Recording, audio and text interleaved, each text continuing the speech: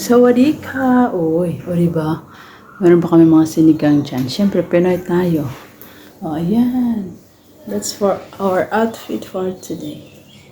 Nakaganito tayo kasi mamaya punta tayo ng immigration. Magpapa-re-entry stamp kasi uwi na tayo ng Pinas. Excited! So, ayan yung outfit natin. Have a nice day, everyone! See you later! Bye-bye! And kaya nang sinabi ko, papunta kami ng immigration today. So, dalawa yung van na maghatid sa amin. Ayan, bye-bye school. Punta muna kami ng immigration para mag-re-entry. Kasi nga, kailangan mag-re-entry kapag uwi ka. So, ayan. Ayan, nasa likod tayo. Kunyari tayo yung may-ari ng van. Charot lang. Siyempre, ayan yung view papuntang immigration. So, diba?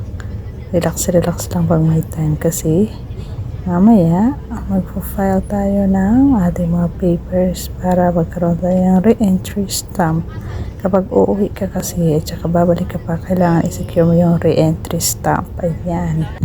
So, ayan, malapit na nga tayo. Ayan yung mga buildings, oh. At nandito na nga tayo, oh. Ayan yung mga buildings ng government offices. So, ayan. Ang dami dito at may pang kino-construct. Kasi nga, dati malapit to sa school. Ngayon, nilipat na nila kasi nga pag-isahin na daw lahat. Nandito yung Nakhon Pathom Immigration Office. 1 hour lang kami galing Bangkok. Papasok na tayo sa office ng immigration na talaga. Pero di ba, kaya hanggang dito na lang siya, guys. At saka, of course, after that, syempre, kailangan umuwi. So, ayan, uuwi na kami dyan. Kasi, mabilis lang siya talaga. Kasi, konti lang yung tao. Maaga kami kasing nakarating. Going to school na kami ulit. Pero, bago magpunta ng school, ayan, hi Teacher Regine. At saka, Teacher Mary na excited na umuwi ng home country. Bago pala kami bumalik ng school ay dumaan muna kami sa, of course, KFC is life kapag may time. Char! Siyempre, kahit nag-iipon ka man, dapat may KFC din pag minsan. So, ayan. Uwi na nga tayo dyan kasi mabilis lang tayo naka-order kasi wala naman masyadong tao. So, syempre, yung iba dyan, pakain-kain lang. Sige, kain ka lang, Teacher Mary, kasi gutom ka na. Char, mag-almost lunch time na kasi, pero pauwi na kami ng school. Minabuti namin na sa school nakakain. Yung iba ay kumain sa van. At ayan na nga, kainan na. Dumating na kami dito sa classroom. Siyempre, after kumain, work ulit. So, siyempre, ayan.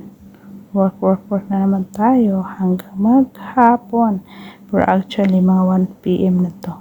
Kaya payo ko sa lahat ng mga nagtatrabaho abroad, kailangan natin talagang mag-ipon. Message nyo lang ako kung gusto nyo na ipon tips at saka yung platform na pwede yung salihan sa iyan kasi nga ang hirap talaga sa abroad. Work is life dito. Syempre, after na mag-work, uwi na guys. So, ayan, pauwi na tayo dyan. Hintay ng van kasi ang van din naman maghahatid sa bahay. At saka nasabi ko pala na nagpapatayo ang school ng another building ng kindergarten. Kasi nga i-separate yung kindergarten next year kasi marami na. Of course, I'm home. O, diba? Home sweet home. Thank you for watching our video. God bless you. Bye-bye.